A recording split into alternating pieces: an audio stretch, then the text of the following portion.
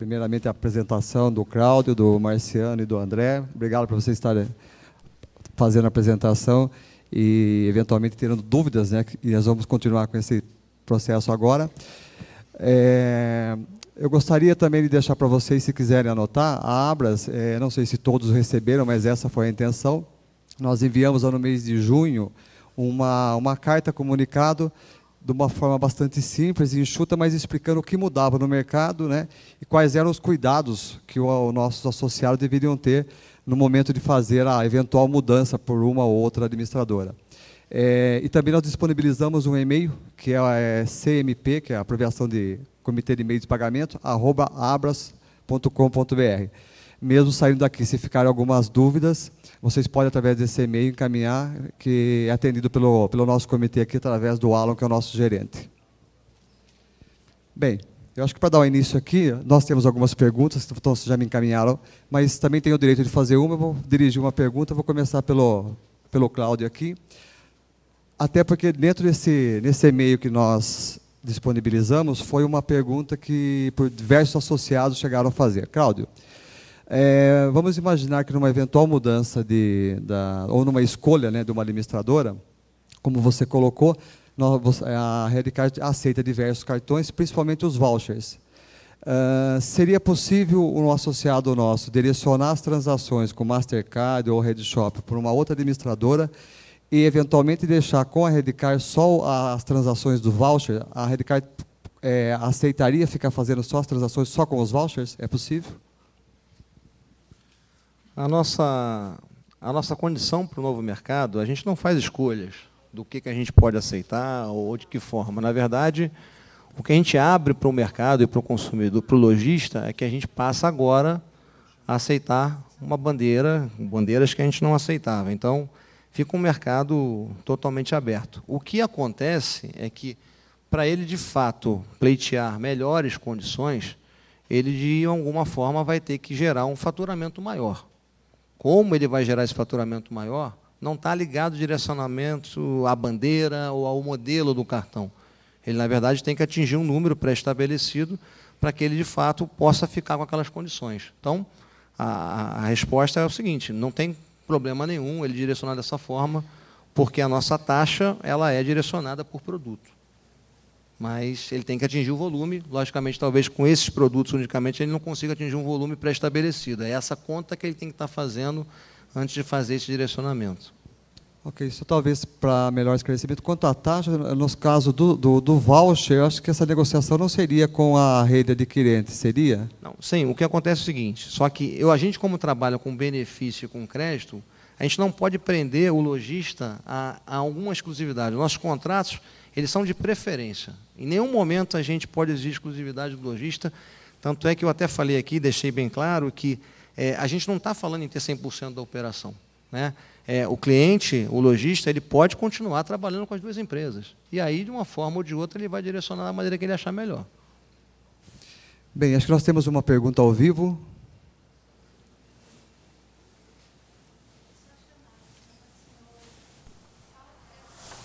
O senhor Paulo Garcia está nos ouvindo? Pois não, estou ouvindo. Ok, pode fazer a sua pergunta. Para o senhor Cláudio Oliveira, ele falou da junção, a maquineta, nós falamos muito do POS. Como ficaria a situação do TEF dedicado? Para cada um nós temos um código de estabelecimento. Com essa junção, essa união, para quando vai começar a ser um só para os dois, para funcionar? Como seria o TEF dedicado da Software Express? Boa tarde, Paulo. Está me ouvindo bem, né? Estou sim, senhor Cláudio.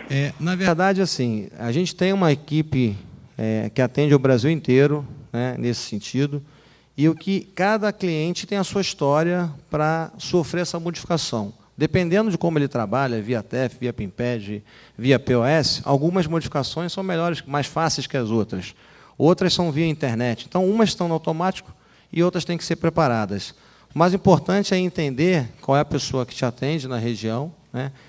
De que forma isso pode ser feito para que a gente faça todos os trabalhos que tenham que ser feitos com as soft houses. Tem coisas que são mais específicas que as outras.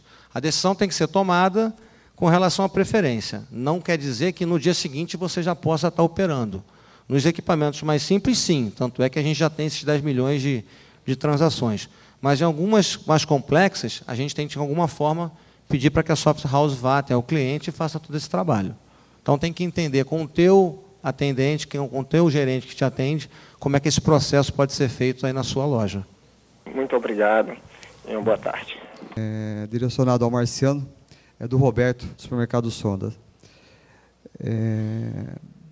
Basicamente, Marciano, ele coloca o seguinte: você apresentou que 70% dos pagamentos, né, de varejo, ou de varejo não é no setor específico, mas 70% ainda é feito em espécie. E que o banco responsável é responsável, né, pela emissão de moeda, ou papel moeda, né? Mas ele pergunta especificamente aqui das moedas. Por exemplo, não há moeda de 1 centavo no mercado. O que deveria, né, o supermercado fazer nessa situação, porque eu não encontro as moedas de 1 centavo? Departamento do Meio Circulante, João Sidney é a pessoa indicada para vocês conversarem. Quando eu mencionei essa pesquisa feita pelo Departamento do Meio Circulante, uma parte da pesquisa é feita sobre quais as denominações que o público precisa, isso é feito regionalizado, e o departamento tem esse mapeamento para colocar à disposição da população. Logicamente, o que o Banco Central enxerga é quanto que ele colocou na rede bancária que foi parar na população. O que está dentro do cofrinho, dentro de casa, não dá para dizer que, com certeza, quanto que está circulando de fato, né? Existe aquilo, uma parte das moedas que fica nas gavetas do supermercado, e assim como fica no console do carro, né? Mas a denominação, tanto de moedas quanto de papel moeda, é programado pelo Banco Central com base em pesquisa direta junto à população e mais algum trabalho econométrico, um trabalho estatístico que é realizado. Mas, para vocês terem uma ideia, olhem essa pesquisa, quando sair agora 2009, vai ter notícia no jornal avisando que foi tornada público, que tem uma atualização muito interessante agora 2009. Outra pergunta aqui do Luiz Otávio, do supermercado Bahamas, é direcionada ao Cláudio também. Se a Redicard tem recursos para o RAV, por que não diminui o prazo para o crédito ao lojista, que é de 30 dias? Porque esse crédito não é de responsabilidade da Redicard. Isso aí, na verdade, a gente trabalha com um banco e a gente recebe e repassa isso. A gente não tem como mexer nisso e fazer esse trabalho. O que a gente trabalha é a antecipação justamente para que ele não fique preso a esses prazos. Essa é a nossa solução, fazer com que esse prazo de 30 dias se transforme em 1, por exemplo. Isso a gente pode fazer com antecipação de recebíveis. A abertura do mercado já impactou na redução das taxas para o varejo? Quem já fidelizou, sim. Temos aqui nessa sala alguns clientes que já fidelizaram e que já sentiram redução da taxa. Depois, se quiserem se identificar para os demais colegas, fiquem à vontade e ganhem um cachorrinho lá fora. Para quem já fidelizou, sim.